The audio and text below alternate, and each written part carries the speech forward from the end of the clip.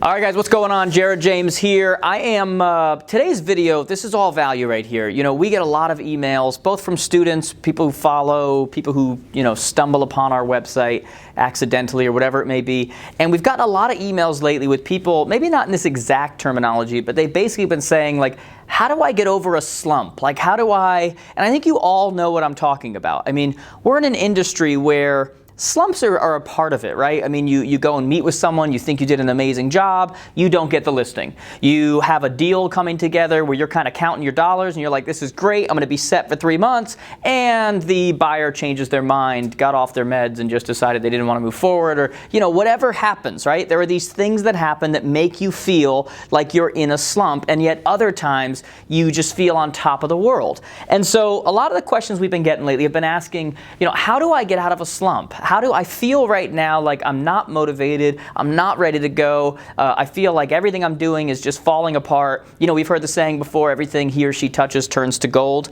Sometimes you hit times when it's like everything I touch is just crumbling and falling apart and fails. And that's usually not the reality. It's just that because you feel like that, that's what you see. It's like when you have someone near you who is pregnant and all of a sudden you think everybody's breeding because you see pregnant people everywhere. It's where your mind has been trained to focus. So let's talk about this. How do you get out of a slump? And I'm not going to give you like the whole jump up and down and change your state. And you guys know I'm a big believer in state. But the first I'm going to give you 4 different ways here, okay? The first thing I want you to understand is to learn to focus on process, not progress.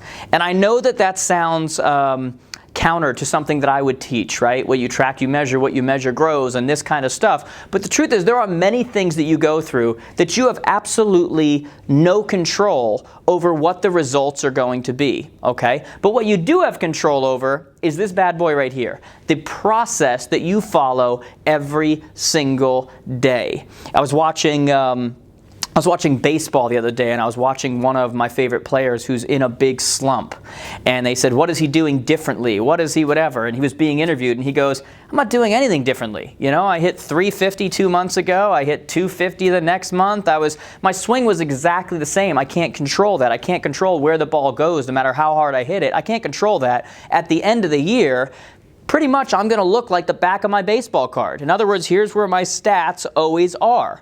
You are no different unless you allow yourself to get caught up in a slump. Because the longer you feel like you're in that slump and you try to change things and you try to do everything differently and you try to do whatever, is when you ultimately get out of the processes that ultimately got you there, which, again, processes you control.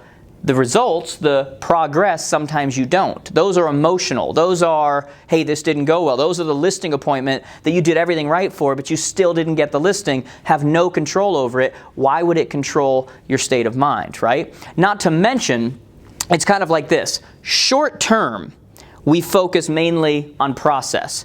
Now, goals-wise, when we say what you track, you measure, what you measure grows, that's a long-term thing. Over the long term, we do have control over that stuff. It's like that saying, you can have a bad week, a bad month. It's not okay to have a bad 1099. Because in the short term, we focus on process, which we can control, whereas in the long term, that's where we start looking at results.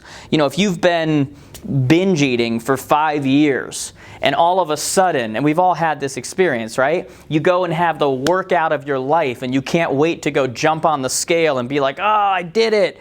Your last 5 years was not erased by that one workout, and that scale is going to show that. And that's why in the short term, process. I'm going to start going to the gym regularly. I'm going to start eating healthier foods. I'm going to start, because over the long term, what's going to be the result? That's why we focus process, not necessarily progress, okay? Second thing we want you to do. I want you to learn to steer into the skid. There's a saying that if you're getting into an accident or you're sliding or whatever it may be, everything in you wants to turn the other way. So if I'm sliding right, I want to turn to the left. And yet it's the worst thing you can do. They tell you to actually steer into the skid to avoid any kind of an accident or whatever it may be. It's the same thing.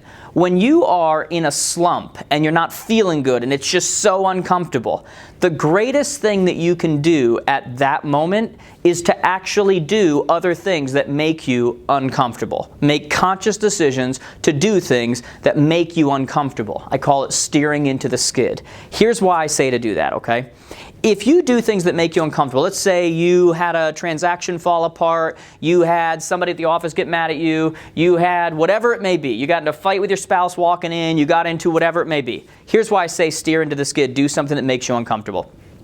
Because if you allow the emotion of that slump to get you down, and you're sitting in your office and it's just kind of like do-do-do-do, and you don't really do anything, I guarantee you what the result of that's going to be. All right, you start chewing down on jelly-filled donuts, and you start woe is me, and you start listening to depressing music. I promise you what the result is. Okay, the result is that you are going to have no progress. You're going to have no result because you are doing nothing at that moment that's going to pull you out.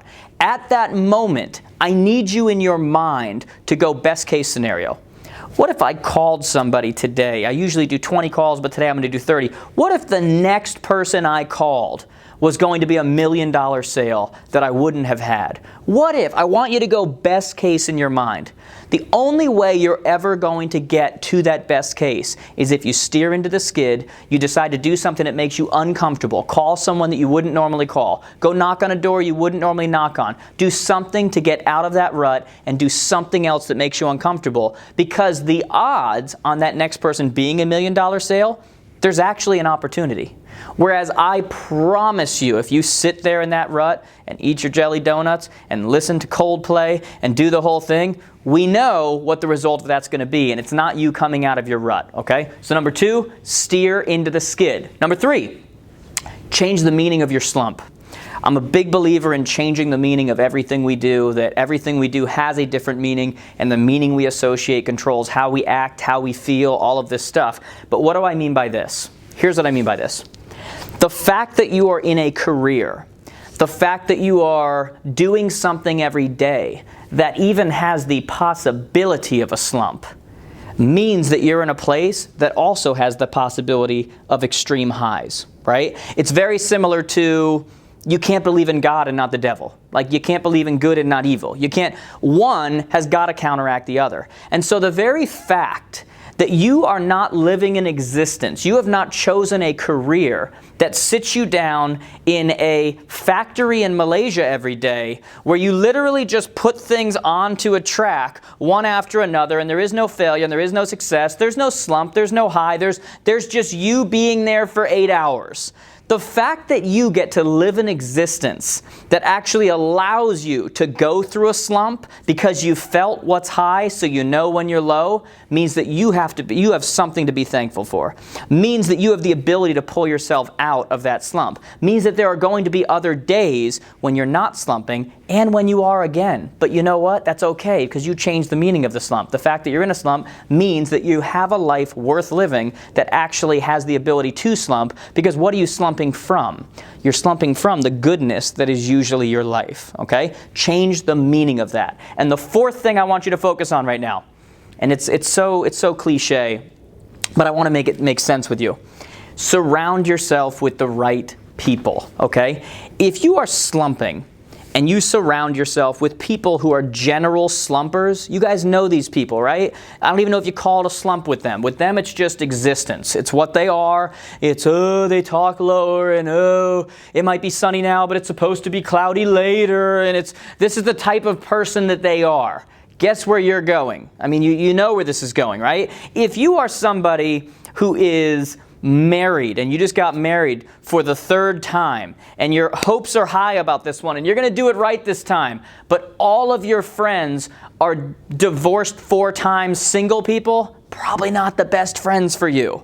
Because what's going to happen the first time that relationship gets difficult? Those friends are going to be like, oh girl, you don't need that man. You don't need, that's what their advice is going to be. You have to be careful who you're surrounding yourself with.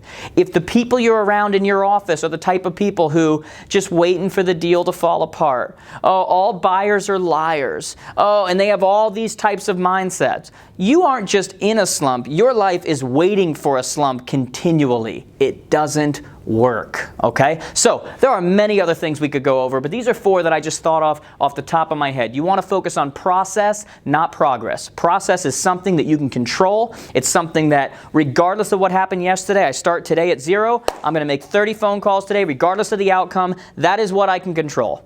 I'm not going to lose the last 5 years of binge eating in this one workout, but I can work out Monday, Tuesday, Wednesday, Thursday, Friday of this week, and I know that I can control that. It's going to be your process over your progress. I can steer in to the skid. I can decide during this uncomfortable moment in life, I am going to do something that makes me uncomfortable even more because it gives me the opportunity of something really good, whereas staying in this slump guarantees an outcome that I don't want. Number 3, I can change the meaning of my slump. The fact that I even call it a slump means that I have so many good things in my life that I'm slumping from, and I have a career that I love and a life that I love that even allows me to know the difference between the two, because there are people living in this world who wouldn't even know the difference. They just call it life, something to be thankful for. And number 4, surround yourself with people who pull you out of a slump, not those that want you to join them in the slump. All right? Guys, I hope we stay connected. Facebook, Twitter, Instagram, YouTube, Periscope, our website, all of these kinds of places, guys.